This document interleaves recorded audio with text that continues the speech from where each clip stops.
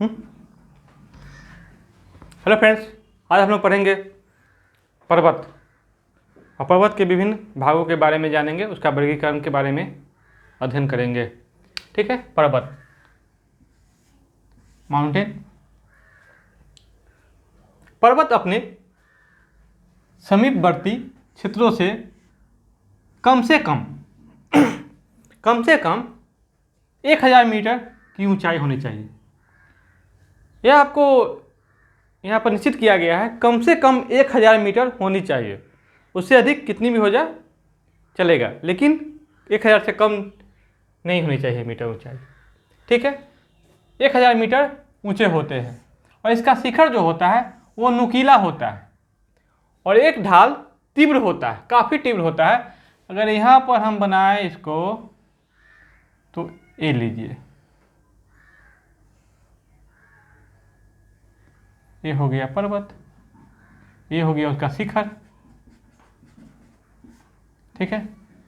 तो देख रहे हैं एक ढाल क्या है, काफ़ी तीव्र है, एक थोड़ा सा ढाल है और कम से कम 1000 मीटर की ऊंचाई होनी चाहिए। पर्वत के बारे में ये रूल है। पूरे विश्व के भूपटल पर लगभग 26% हिस्सों पर पर्वत का विस्तार है। यानी कि पूरे विश्व के लगभग 26% भागों पर क्या है, भूपटल क्या है, पर्वतों का विस्तार है 26% हिस्सों पर। पर्वत निर्माण के संबंध में, पर्वत का निर्माण कैसे हुआ, किस सिद्धांत पर हुआ, इसके लेकर विद्वानों ने काफ़ी विचार व्यक्त किए हैं। जिसमें जो विचार काफ़ी प्रसिद्ध हैं, एक है कोबर का सिद्धांत, दूसरा है हेरी हैस का सिद्धांत। तो कोबर ने भूसनती का सिद्धांत दिए थे। कोबर किस चीज का सिद्धांत दिए थे? भूसनती का सिद्धांत दिए थे। कोबर जो है ये जर्मनी के भूवैज्ञानिक थे। इन्होंने भूसनती का सिद्धांत दिया था, जिसके तहत उन्होंने कहा था कि भूमि में अचानक ऊपर उठ जाने के कारण पर्वत का निर्माण होता है, जिसे भूसन्नति का सिद्धांत कहा गया। लेकिन बाद में चलकर जब हेरी हैस ने प्लेट टेक्टोनिक का सिद्धांत दे दिया तो यह सिद्धांत धूमिल पड़ गया। ठीक है। तो भूसन्नति का सिद्धांत किसने दिया? कोबर ने, जो जर्मनी के भूवैज्ञानिक थे। प्लेट विवर्तनिक का सिद्धांत, यानी कि प्लेट टेक्टोनिक्स भी कहा जाता है, प्लेट टेक्टोनिक्स का सिद्धांत हेरी हैस। ये अमेरिकी भूवैज्ञानिक थे। ये अमेरिका के नौसेना में भी काम कर चुके थे। इन्होंने प्लेट टेक्टोनिक के सिद्धांत के तहत पर्वत के निर्माण के लिए जो सिद्धांत दिया था, उसके तहत उन्होंने कहा था कि दो प्लेटों के आपस में टकराने से जो उठाव होता है, दो प्लेट आएगा, जैसे कि इंडियन प्लेट और यूरेशियाई प्लेट आपस में टकराएगा तो हिमालय पर्वत का निर्माण हुआ। तो ये सिद्धांत क्या है? प्लेट टेक्टोनिक का सिद्धांत है। ठीक है, जो हेरी हैस ने दिया, जो मान्य है। ठीक है।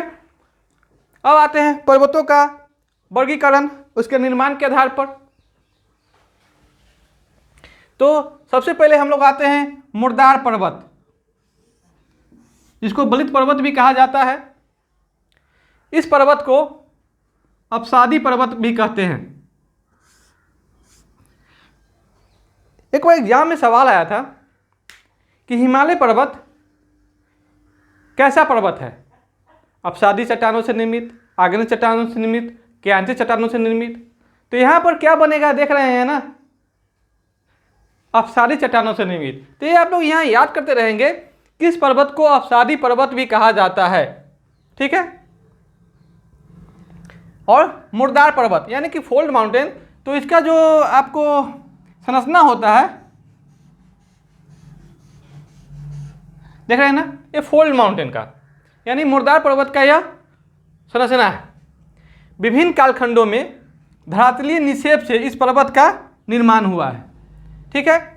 पृथ्वी के आंतरिक बलों के दबाव के कारण इसमें बलन यानी फोल्ड पड़ जाते हैं, यानी कि मुड़ जाते हैं। ठीक है, ये जो मुड़ जाते हैं का निर्माण होता है, जिसके कारण इसे मुर्दार पर्वत भी कहा जाता है। ठीक है, यही नहीं, आपको निर्माण क्रम के आधार पर इसका जो निर्माण है, निर्माण क्रम के आधार पर इसका जो निर्माण है, समझे, तो इसका निर्माण 30 मिलियन वर्ष, 30 मिलियन वर्ष यहाँ पर नोट करेंगे, 30 मिलियन वर्ष पूर्व का है और यह सबसे नवीनतम है। इसीलिए इस पर्वत को नवीन पर्वतमाला भी कहा जाता है या नवीन पर्वत भी कहा जाता है। इसे नया पर्वत भी कहेंगे हम लोग, ठीक है। इस पर्वत में संरचनात्मक परिवर्तन काफ़ी अधिक होते हैं क्योंकि ये नया पर्वत है, इसका निर्माण अभी चल ही रहा है, इसकी ऊंचाई अभी बढ़ ही रही है। कहते हैं ना कि हिमालय की ऊंचाई अभी बढ़ रही है, हिमालय के जो सबसे ऊंची चोटी है एवरेस्ट, उसकी ऊंचाई दिन प्रतिदिन बढ़ ही रही है। जो पहले 8,848 मीटर थे ऊंचाई इसकी, अब 8,850 मीटर हो गई, जो यह साबित करता है कि जो मुर्दार पर्वत है या नवीन पर्वतमाला है उसके संरचनात्मक परिवर्तन काफ़ी अधिक हो रहे हैं, यानी कि वो अभी भी विकास कर रहा है। इसी कारण है कि इसको यंग माउंटेन भी कहा जाता है। आई बात समझ में, यंग माउंटेन। अब इसके एग्जाम्पल के तौर पर देख लीजिए कि मुर्दार पर्वत या बलित पर्वत या नवीन पर्वत या अप्सारी पर्वत के एग्जाम्पल तो याद करेंगे, हिमालय, अराकान, सुलेमान, हिंदू कुश पर्वत, ये सभी एशिया के भाग हैं, ठीक है। इस सब का हम लोग एक एक करके पढ़ेंगे जब देश के बारे में आएंगे पढ़ने। जैसे हिंदू कुश पर्वत है, सुलेमान है, अफगानिस्तान पाकिस्तान में है, अराकान एवमा का ये आपको म्यांमार में है, हिमालय का विस्तार आप लोग देख ही रहे हैं, एशिया के अनेक देशों में है। अब एटलस जो पर्वतमाला है ये अफ्रीका महादेश में, ठीक है। पर्वत किसी एक देश की जागीर नहीं होती है, इसका फैलाव अधिकतर देशों में होता है, ठीक है। उत्तरी अमेरिका में रॉकी पर्वत, जिस पर विश्व प्रसिद्ध हवा चिनूक चलती है, ठीक है, जो काफ़ी फेमस भी है। इसको हिमभक्षी पवन भी कहा जाता है। दक्षिण अमेरिका में इंडीज पर्वतमाला, जो विश्व की सबसे लंबी पर्वतमाला है। हिमालय के बारे में देख लीजिए, हिमालय विश्व की सबसे ऊंची पर्वतमाला है और वही एंडीज जो है वो विश्व की सबसे लंबी पर्वतमाला है जो दक्षिण अमेरिका महाद्वीप में है।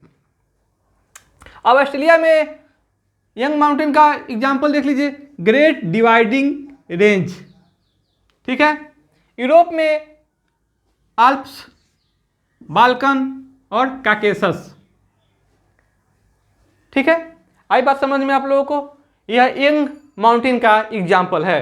अब आते हैं हम लोग भ्रंशोत पर्वत यानी कि ब्लॉक माउंटेन।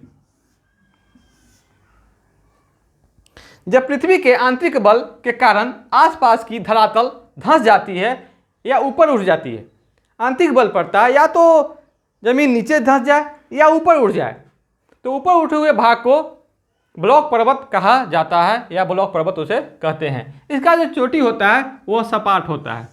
यहाँ पर आपको एग्जाम्पल बता दें हम आपको,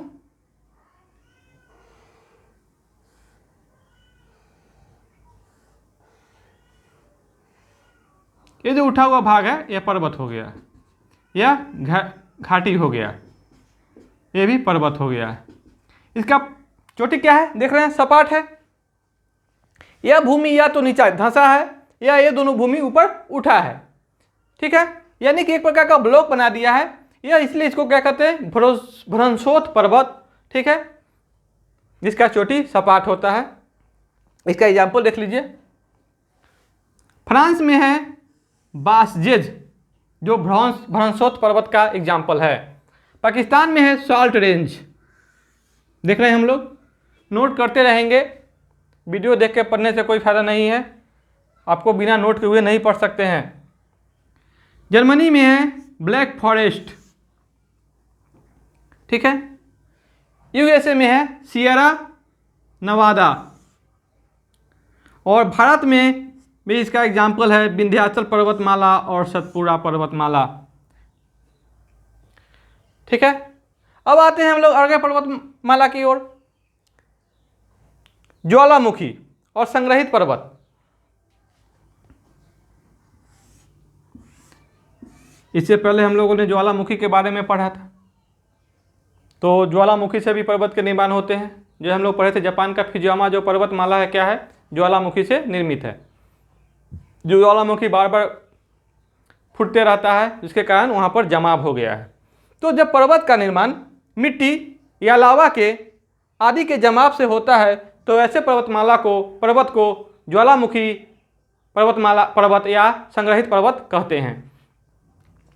अगर आप देख लीजिए, हर आजकल के पार्क में भी पर्वत बनाए जाते हैं जो आर्टिफिशियल होते हैं। और जब आप किसी माइंस वाले इलाके में जाएंगे, जैसे झारखंड है, उड़ीसा है, एमपी है, तो वहाँ जो खनन होते हैं, तो लोहा का खान हो या कोयला का खान हो, वहाँ से जो निकालते हैं तो मिट्टी को निकाल के वहीं पर जमा कर देते हैं। जमा करते करते एक विशाल सा पर्वत का निर्माण हो जाता है, उस पर पेड़ पौधे जम जाते हैं, एक प्रकार का समझिए पर्वत ही हो जाते हैं, जो संग्रहित पर्वत के एग्जाम्पल में आते हैं। तो ज्वालामुखी और संग्रहित पर्वत, जब पर्वत के निर्माण मिट्टी, लावा आदि के जमाव से होता है तो ऐसे पर्वत संग्रहित एवं ज्वालामुखी पर्वत कहलाते हैं। अब इसके एग्जाम्पल के तौर पर भी देख लीजिएगा, यूएसए में है, मैंने यूनाइटेड स्टेट ऑफ अमेरिका में रेनडियर पर्वत, फुजियामा अभी हम लोगों ने बात भी किया है, ये जापान में है जो ज्वालामुखी से निर्मित पर्वत है। इक्वाडोर में कोटोपैक्सी पर्वत है। एकांगुआ पर्वत है चिली देश में, जो दक्षिण अमेरिका में है। कोटोपैक्सी यानी इक्वाडोर भी दक्षिण अमेरिका में ही है। किलिमंजारो ये अफ्रीका महाद्वीप में, ठीक है।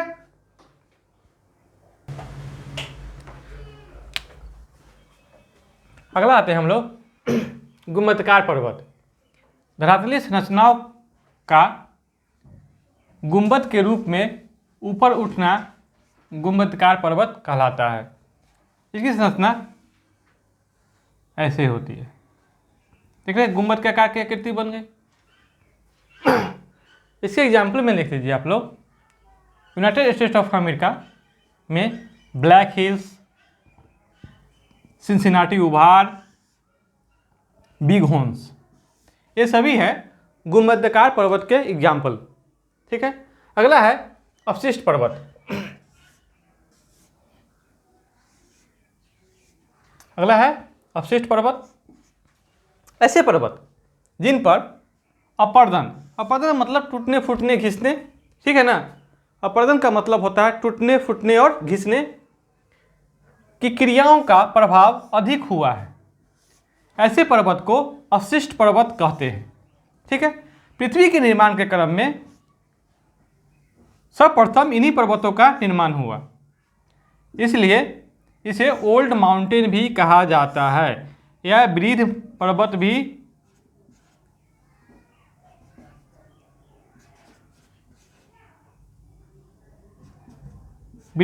भी कहा जाता है। यानी कि जब पृथ्वी का निर्माण हुआ तो सबसे पहले किस पर्वत का निर्माण हुआ, ये ओल्ड माउंटेन का, इसलिए इसे वृद्ध पर्वत भी कहते हैं। और चूंकि ये सबसे पुराना है इसीलिए इस पर अपर्दन की क्रिया ज़्यादा हुआ है, यानी कि इसमें ज़्यादा टूट फूट और घिसावट हुआ है, जिसके कारण इसका आकार क्या हो रहा है, दिन प्रतिदिन घट रहा है, ठीक है। इसके एग्जाम्पल के तौर पर देख लीजिए, विंध्याचल पर्वत, सतपुरा, अरावली, पूर्वी घाट और पश्चिमी घाट, नीलगिरी, अन्नामलई पर्वत, ये सभी के सभी जो एग्जाम्पल है अवशिष्ट पर्वत का, ये भारत के हैं, ठीक है। अब अगला एग्जाम्पल है अल्पेशियन, कैस्टिकल और न्यूयॉर्क मैसिन। ये जो पर्वत है अवशिष्ट पर्वत के एग्जाम्पल के रूप में, ये यूनाइटेड स्टेट्स ऑफ अमेरिका में है, ठीक है। अगला है और लास्ट जटिल पर्वत, मतलब एक ही पर्वत में कई पर्वतों की विशेषता आ जाती है कि पता नहीं चलता कि इसको कौन सा पर्वत कहे, जटिल कहे, अवशिष्ट कहे या मोरदार कहे, ठीक है, या गुंबदकार कहे या ज्वालामुखी कहे, माने उसमें विभिन्न प्रकार के गुण आ जाते हैं, तो ऐसे पर्वत को जटिल पर्वत कहते हैं, ठीक है। तो एक एग्जाम्पल में के रूप में देख लीजिए आप लोग, सियरा नेवादा, एनाकोंडा और व्हाइट पर्वत जो यूनाइटेड स्टेट्स ऑफ अमेरिका में है अवस्थित। अब है सियरा नेवादा के बारे में कुछ जान लीजिए। ये विश्व की सबसे विस्तृत ब्लॉक माउंटेन है, यानी कि यह विश्व के सबसे विस्तृत भ्रंशोत पर्वत है। अब आते हैं कुछ विशेषताओं के बारे में पर्वत की। यूराल एवं काकेशस पर्वत यूरोप और एशिया की सीमा बनाती है। यूरोप एवं एशिया की सीमा बनाती है।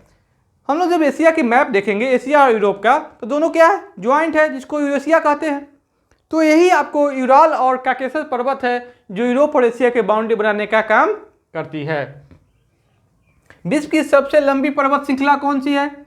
तो इंडीज पर्वत है जो विश्व की सबसे लंबी पर्वत श्रृंखला है या सबसे लंबी पर्वत माला है। विश्व की सबसे ऊंची पर्वत श्रृंखला, तो विश्व की सबसे ऊंची पर्वत श्रृंखला हिमालय पर्वतमाला है। ठीक है। अब आते हैं विश्व की सबसे ऊंची चोटी। इसको हर एक महाद्वीप, जो 7 महाद्वीप है, 7 महाद्वीप के 7 प्रमुख चोटी जो उस महाद्वीप की सबसे ऊंची चोटी है। तो एशिया में सबसे ऊंची चोटी क्या है? एवरेस्ट है, जो विश्व की सबसे ऊंची चोटी है। ये एशिया की ही नहीं, यह विश्व की सबसे ऊंची चोटी है।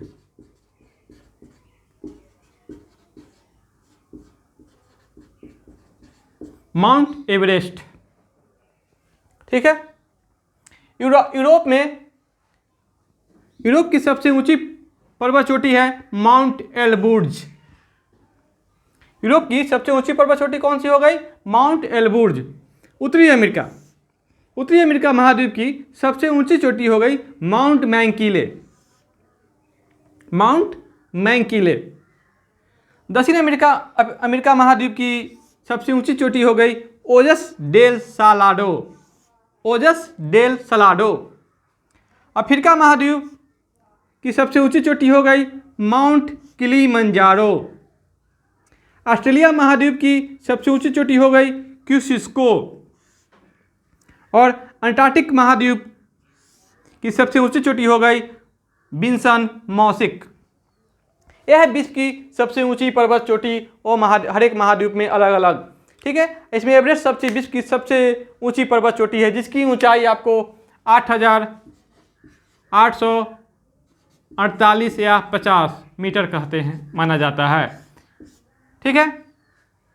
आज के लिए इतना ही।